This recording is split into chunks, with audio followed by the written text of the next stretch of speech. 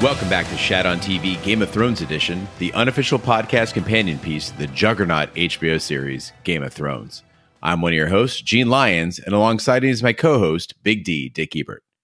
Good evening. And this is our Instacast edition, where we share our quick takes on this week's episode of Game of Thrones. This week we had Season 8, Episode 6, the series finale, allegedly titled Queenslayer. Big D, what'd you think? I think I'm at peace. I did not love the episode, but I found myself out as it was going on, coming to understand where it was going and enjoying it. I think the first half was excellent, really strong. And I think it went on about 10 minutes too long, but overall, we could nitpick it to death, but I felt in the end, it was a good way to end, and I'm perfectly okay with it. It almost felt like you had two different writing teams working on it. The first half felt like a very somber closure. And I thought to myself, if this entire episode has this sort of a funeral feeling and they end it this way, I'm okay with that. It's putting the story to bed as a sort of a eulogy to everything that's happened in the seasons before and in this season. And then it seemed like it switched and they kind of flipped on like hey, we don't want to leave everybody walking away from the show with a bad taste in their mouth. So let's put in some comedy, some optimism. It felt like a very different show. Yeah. And you could tell where the switch was flipped. It was where Tyrion, comes out of his cell with his prison beard. That is where, even the color is different. You can tell that the ash is gone. It's clear skies, that it's changed. The first half with the ash, to me, dynamite. I loved it. And the second half, we'll get into it. But overall, without Peter Dinklage, he carried this episode for me. His performance has to be up there with his best. Season 4, Episode 6, The Law of the Gods and Men, when he's on trial for murdering Joffrey, and he lashes out at the people of King's Landing, at Cersei, at his whole family. When he confronts Daenerys, and he says, yeah, I freed my brother, but you slaughtered a city. The quieter moments in this episode between him and Jon, him and Daenerys, for me, dynamite. Without him, this would have gone downhill quick. And those tiny, quiet moments really struck me when he goes down to find the bodies of Cersei and Jaime underground. And you can see as the light is streaming in from the opening, the veins in his hands and the way his hands are gripping the stone and the way he lifts it off and then his reaction to seeing the two of them dead. It was incredible. And people who say that Cersei's death wasn't fitting, I think this might change their minds. The way that the bodies were found, Tyrion weeping over them, it was very intentional. And it struck me as amazing that this character, Tyrion, still loves Cersei, who treated him like dog shit, and loves Jaime, who was his closest friend.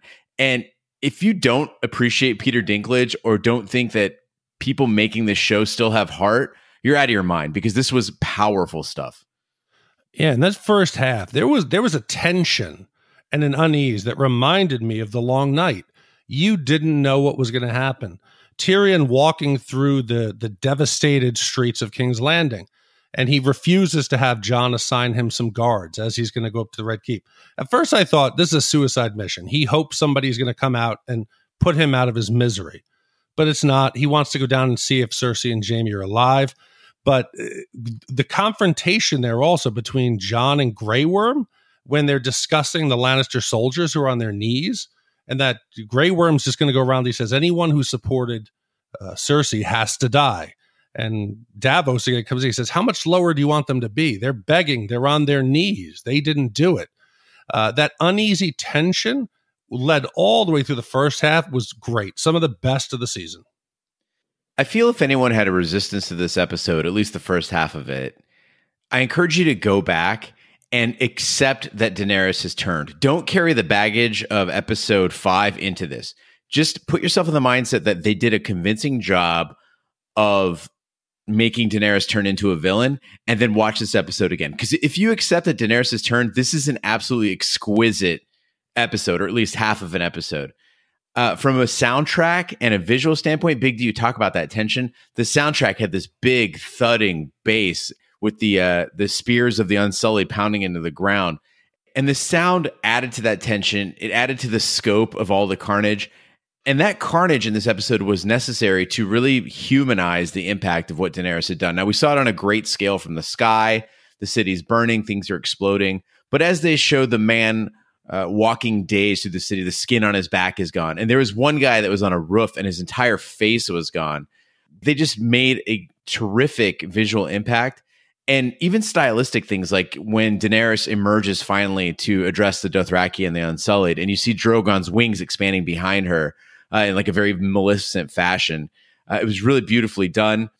Seeing the Iron Throne with the ceiling and the walls gone, it looks like a completely different room, right? We were used to seeing it when Joffrey was on the throne, when Cersei was on the throne. It was a very warm tone room. It was lined with courtiers. It was these paltry dealings of these houses and politics and everything. And now it's been blown to hell and it's just a wasteland.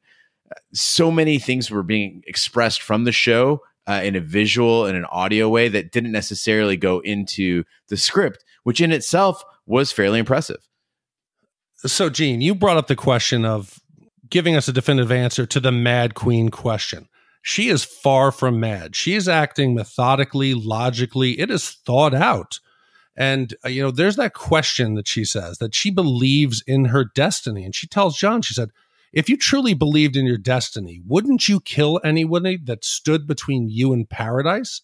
And it's what she's doing makes sense. She thinks she's going to make the world a better place. She honestly believes it. But that speech was chilling. And it resembled many of the ones that we've seen from the old footage of World War II, of some of the worst tyrants in human history. The visuals were stunning. Jon walking up the stairs of what's left of the entrance of the Red Keep. There's a giant Targaryen black banner blowing in the wind with the ashes. The Unsullied are standing there in formation, banging their spears. The Dothraki are screaming and cheering.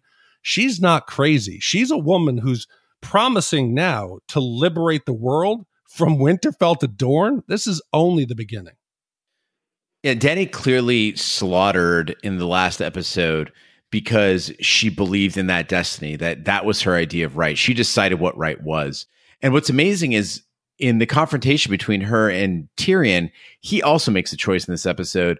And he has always done what was smart. And he makes a completely unintelligent stand here, publicly taking his hand of the queen pin off and throwing it down the stairs. So even if Daenerys wanted to show mercy, now she can't because everybody saw it.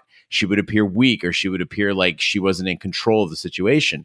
And several times during the series, we've heard that people acted against what their character would normally do. Sometimes that is intentional. That's Tyrion telling you that he's done.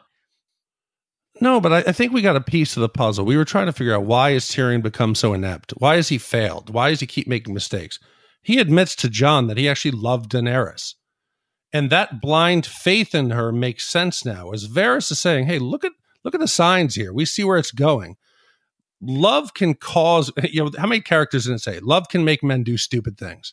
Yes, Tyrion made these stupid mistakes because he honestly believed in who she was. And it makes sense now that he would follow her even against his best intuitions. So I found it funny, though, the conversation in the cell, again, one of the quieter moments between Jon and Tyrion. And they're talking about, was her action crazy? Was it logical? Jon, would you have done it? I know this is filmed well in advance, but all I could see was these were the two halves of the fan base. Half of the people were saying, how could you say she's crazy? She's not crazy. And the other half was saying, oh, yeah, she is. She's completely crazy. It just mirrored exactly what we've had going on for the last week. And I anticipate now the new debate for episode 6 will be, did Jon do the right thing? So last episode it was, is Daenerys crazy or not? Now it's, was murdering her okay? I think everyone walked away from this like Jon Snow did, not feeling good about it. He says something feels wrong, and it's because he murdered Daenerys before she had a chance to rule. There was a chance there, a hope for a united Westeros. And yes, it seemed very dictatorial, but she didn't have one day on the job. And she trusted him. Drogon trusted him. He walked right in there with no security, and she was still making an appeal to him. Join me, not in an Emperor Palpatine sort of way, but in a loving way. Join me. Let's build this world together. And I felt a bit of sympathy for her when she got stabbed. And I think that's wonderful that the show could make us feel that. And then taking it a step further, I don't know how Game of Thrones got me, a guy who doesn't care about dragons, to actually feel super bad for Drogon. I was like, oh, he's like nudging her with his little head. You felt bad. Yeah, he was hurt. At first we thought he was going to bake Jon Snow, but it didn't happen. I think the two pieces of information that swayed Jon, because after the conversation with Tyrion, he's still going to side with Daenerys. That's his queen. And Tyrion leaves him with the thought, what about your sisters? They're not going to bend a knee. They didn't have a choice. You have the choice. So Jon comes to Daenerys and he lays out his feelings. He doesn't hide it. He says, how could you do that? Did you see the women? Did you see the children? And she's very calm and she's very stoic and cold. And that's where it gets creepy. That's scarier than somebody hooting and hollering. Woo! Because that's whatever. That's crazy. But when somebody does it calmly, you're like, oh, shit. And she says, we're going to make the world a better place. It's going to be good for people. And he says, well, how do you know what's good for people? She says, because I'm the one who says it. At that point, Jon, he's got no choice. You got to put her down because she's going to just lay waste. And the whole time she's going to feel like she's doing God's work. Also, at the end of that scene, I know it feels cheesy that Drogon blasts the throne instead, picks up his mom's body and leaves. And I thought when it ended, I was like, oh no, this is way too convenient. They're going to be like, Daenerys just decided to leave. That's what Jon says, right? No body, no crime, right? So, and also, by the way, the throne, got destroyed as well. But it got me to thinking that I think Drogon has more intelligence than just a beast. Like, he witnessed what happened. He saw what was going on and understands why Daenerys is dead. And I think that there was a form of resolution there. I would love to dive deeper into that whole thing of like, what is the intelligence level of a dragon? How much do they understand? But I got the sense that this wasn't just a beast that couldn't kill. It's not like Aliens where he can't kill Jon because Jon's a Targaryen. I really do believe that there was something more to that scene. And it's something I've got to think about for the next day or so. Yeah, talk about the scene going into the throne room and reminded me of that vision Daenerys had early on in the House of the Undying, where she saw herself in this very scene in the throne room. And as she's approaching the Iron Throne to take a seat, she hears something off to the side and chooses a doorway. She never actually sits in the throne. She goes through the doorway and she's in the afterlife. She meets her son who died in childbirth. So that vision of never actually sitting on the throne sadly came true. And after Daenerys' death, we get a sudden time jump, which I didn't detect at first. But I am proud of Game of Thrones for not doing like the Law and Order thing and being like, 4 weeks later, and then you've got everybody hanging out. But now the lords and ladies of Westeros have gathered in the Dragon Pit, and you finally get a time signature as Tyrion comes out and you realize that his beard has grown quite long. And I think at this point, they're trying to switch the gear into an optimistic mode, right? So they try to introduce a little bit of levity. It was hard for me to stomach in the sense that I felt like with all the destruction and everything that happened, the fact that Jon had murdered someone, the fact that Tyrion is in shackles, seeing this sort of levity felt a bit abrupt, but I also understand that they had to wrap things up, and that's the way they chose to do it. A more somber tone for this scene would have worked better for me. It felt really weird having Edmure, bumbling, and Sam Tarly suggesting democracy, which, by the way, thank God they laughed that down. I thought the episode was going that way. And I'm like, they're going to give the people a vote? No. Yeah, I was thankful too. And, it's sad that Edmure he's trying to make a play for the throne. Am I correct? Or was he going to recommend somebody else? No, he definitely was saying, I understand statecraft, pay no attention to my lack of success in the War of the Five Kings. I'm pretty good. Yeah, I know I've been chained up a while. I missed a lot that's been going on, but and she says, sit down, uncle, sit down. You're embarrassing yourself. But regardless of being awkward, that tone of optimism did set us up for a bit of resolution with different characters. I think the episode tried to signal a motif of hope, and we got that with the new small council. We see that they're all kind of a bit of misfits. You've got, Bronn as a sellsword now becomes the master of coin, Sir Davos, Sam, Tyrion. It really worked for me in the sense that I liked seeing where everybody landed in all of this. Then they kind of made it a little jokey, and I wasn't too cool with that. And I think if people are going to complain about this episode, I think this is where the complaints really are gonna center. See, but I actually enjoyed this. I thought as the camera panned out of the room that it was going to fade to black and that was it. But instead, we get that additional 10 minutes of, seeing Sansa get her crown, Queen of the North, Jon going up to Castle Black. And I think it's clear he's not going to be taking the Black again, and that he's going beyond the wall with Tormund and the rest of the free folk. He's now broken that promise again.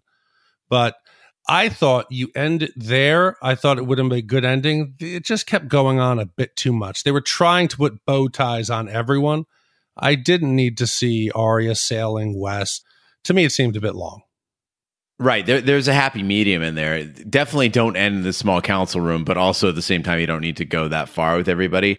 But it worked for me in the sense that I didn't want to say farewell to these characters.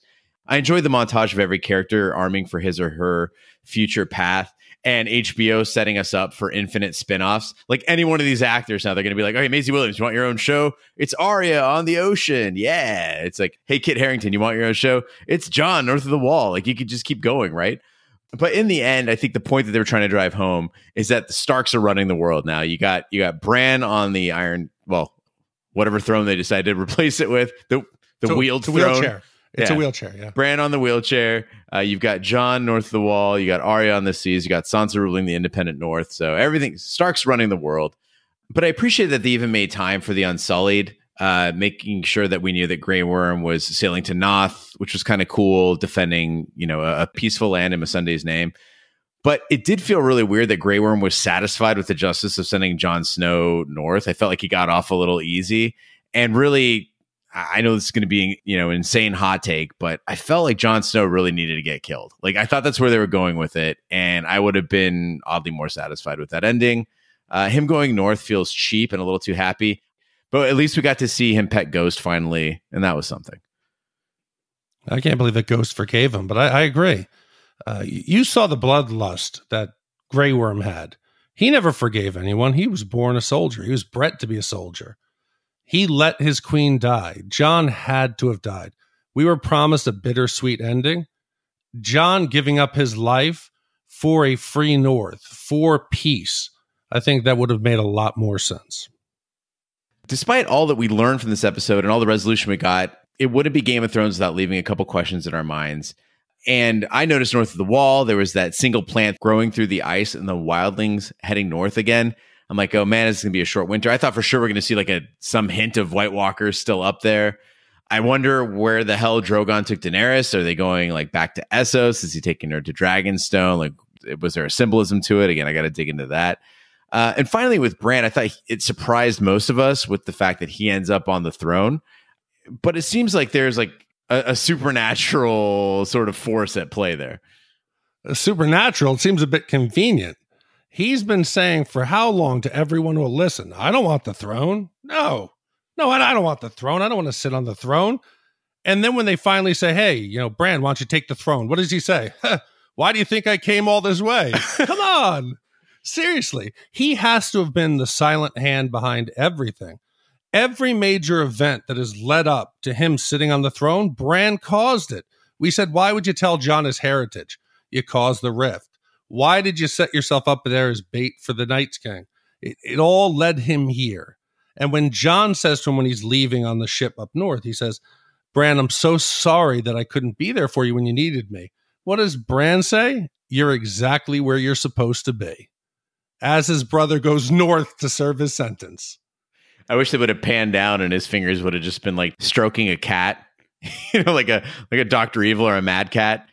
But look, if you're going to pick a king, why not pick a guy who can, as Tyrion said, he knows the history. He knows everything that's happened. He has, infinite sight. He's a good guy to be the king and dispassionate. That's something that Westeros could use.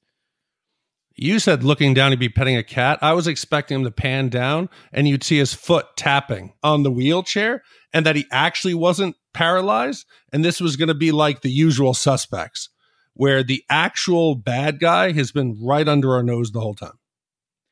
All right, Big D. Well, I can't believe it's all over, but we do have a few episodes left of the podcast as we wrap up Game of Thrones. So following this Instacast, we'll have the deep dive on Tuesday night where we get into some of the topics we touched on today. On Friday, we'll have the Small Council for your email and voicemail. And then following that, we're going to do a couple bonus episodes. One will be a season recap along with the Thronies, which is our annual awards. We'll get those spun up this week. And a final small council to wrap up the season, where we'll take your remaining thoughts as you've had a little bit of more time to digest. So keep an ear out for all of those. That concludes this week's episode of Shat on TV Game of Thrones edition. Be sure to follow us on social media and share with a friend. We're on Twitter, Snapchat, and Instagram at Shat on TV. On Facebook, just search for Shat on TV Podcasts. The website is shatontv.com. You can email us, hosts at shatontv.com. And we're everywhere fine podcasts can be found, including iTunes, Google Play, Stitcher, and YouTube. Be sure to subscribe. And if you stop by iTunes, please be sure to leave a 5-star review. That helps the podcast grow. Also, you can check out our sister podcast, Shat the Movies, where we cover 80s and 90s movies, and we do that year round. So as you transition out of Game of Thrones, if you're looking for something to listen to stick with us, please follow Shat the Movies. You can grab that everywhere you can find Shat on TV. On behalf of my co-hosts, Big D, Dick Ebert, and the King Bee, I'm Gene Lyons. Be sure to join us on Tuesday for the Game of Thrones series finale deep dive.